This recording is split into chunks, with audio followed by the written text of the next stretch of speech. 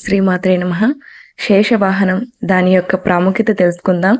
శేషుడు నిత్య సూర్యులలో అగ్రగణ్యుడు. ఆది గృహస్థుడైన శ్రీ లక్ష్మీనారాయణులకు శయ్యగా, ఆసనంగా, నివాస మందిరంగా, ఛత్రంగా, పాదపీఠంగా సేవలందిస్తూ ఆ అనుబంధంతో బ్రహ్మోత్సవాలలో శ్రీనివాసునికైనా అమ్మవారికైనా వాహనంగా కైంకర్యం చేస్తాడు. జీవుని లలాట భాగంలోని కుండలిని శక్తికి ప్రతీకాత్మకంగా భావింపబడే సర్పరాజైన శేషుని వాహన సేవను తిలకించిన వారికి యోగశక్తి కలుగుతుంది.